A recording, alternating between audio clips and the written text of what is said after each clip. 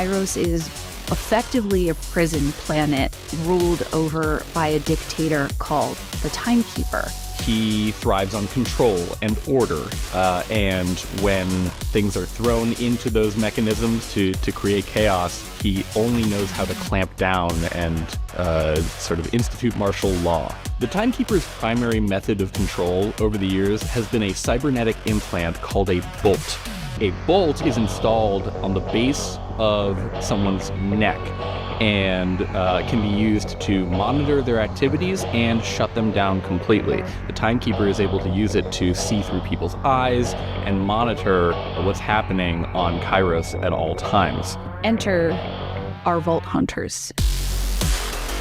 People are now hungrier than they've ever been to get off of Kairos and to fight the oppression that they've been living under. The Vault Hunters end up enmeshed in this battle on the planet, and all roads lead to the Timekeeper.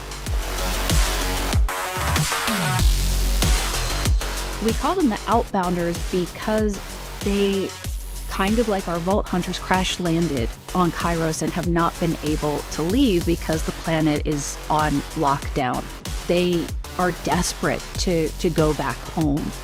They're ripe for revolution. The Outbounders are led by a guy named Rush, who is very much this coach-type character, and when the Vault Hunter shows up, helps them join the broader Crimson Resistance, that's when things really ramp up for the Outbounders. Each zone is ruled over by a commander. In the Fade Fields, we have Idolater Saul. Idolater Saul once lived inside the city and really wants to be the Timekeeper's right-hand man. And when he is sent to the Fade Fields after Elpis arrives, he sees that as his opportunity to prove his worth to the Timekeeper.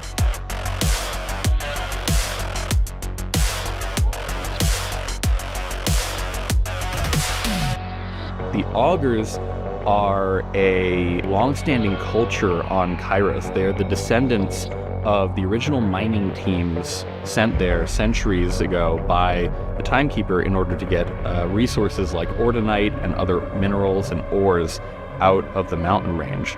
So in the mountains, we have the faction leader Calder, and he is part of the Augars. He wants to take the fight to the Timekeeper, and the other council members are scared and they live in fear.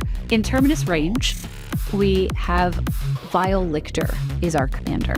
Vile Lictor is an Augur.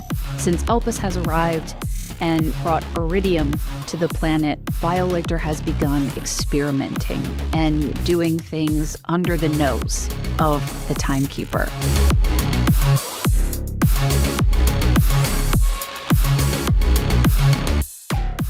We have the Electi faction, and the leader is Levane, the gorgeous golden Levane. The Electi had previously lived in the city, an upper crust elite people that benefited from the Timekeeper. But when Elpis arrives, the Electi are left outside the city walls. And the city goes on lockdown, and they are not permitted back in the city. And so for the first time, they have to learn how the other side lives and how to survive outside the city walls. In Carcadia Burn, we have the Ripper Queen. When Elpis arrived, her perspective changed. She's realized that there's more to life than what she's been presented. And she rips her bolt as a means to be free of the Timekeeper's influence. When you rip your bolt out, there is a high potential for death, and if not death, insanity.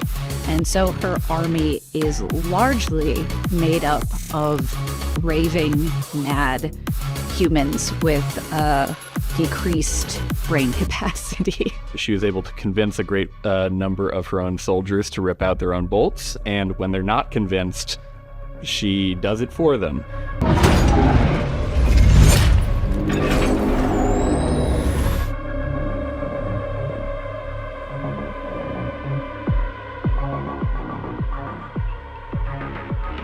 We also, of course, have the Timekeeper as our primary villain in Borderlands 4. And when we were approaching how to write the Timekeeper, we certainly looked back on all of our previous main villains and considered how we wanted to approach the Timekeeper differently so that he would stand out from anything that we've done before. We wanted to go back to this sense of dread about the villain of our game. The Timekeeper can reach out and control people with unshielded bolts, and that's a threat that is always hanging over the player's actions in the game. As we unravel things for him, though, we start to see the cracks.